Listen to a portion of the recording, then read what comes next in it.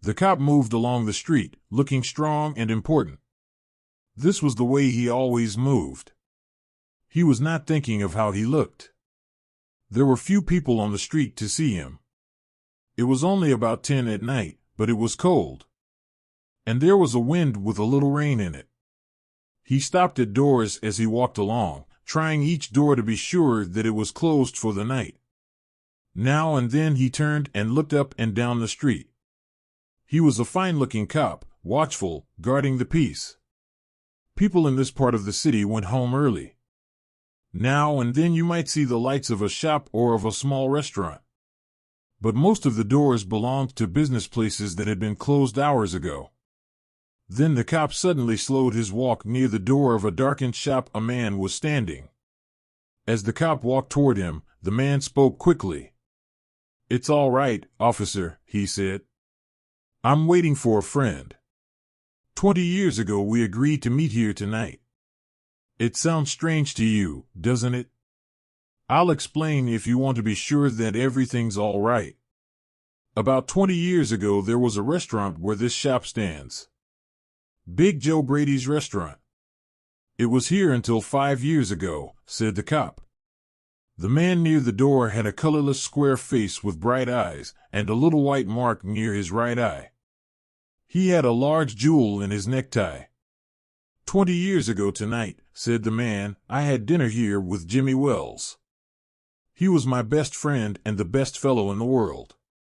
He and I grew up together here in New York, like two brothers. I was 18 and Jimmy was 20. The next morning I was to start for the West. I was going to find a job and make a great success. You couldn't have pulled Jimmy out of New York. He thought it was the only place on earth. We agreed that night that we would meet here again in 20 years. We thought that in 20 years we would know what kind of men we were and what future waited for us."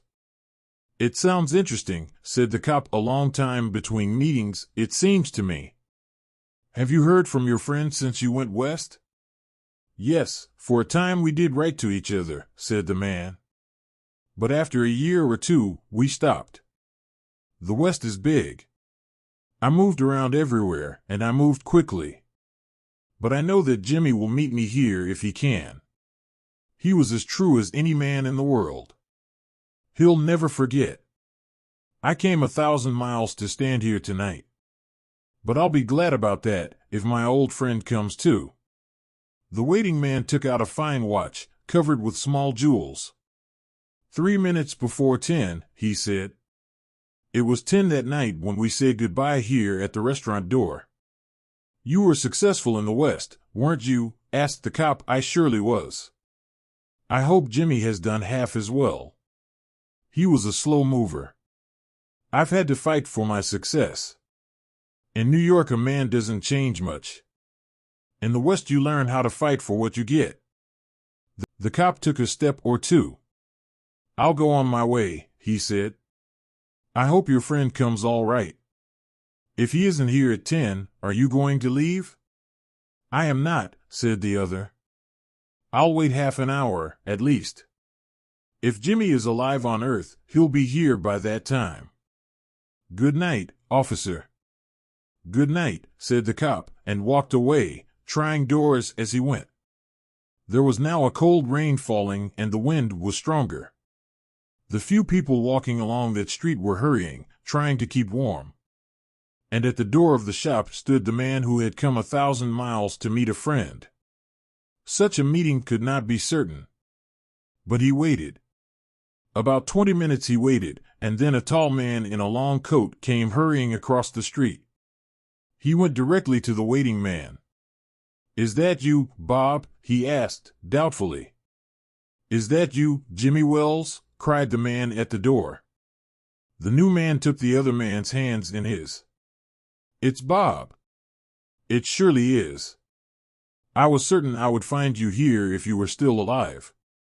20 years is a long time. The old restaurant is gone, Bob. I wish it were here, so that we could have another dinner in it.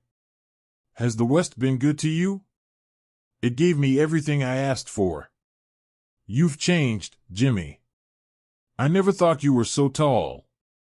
Oh, I grew a little after I was 20. Are you doing well in New York, Jimmy?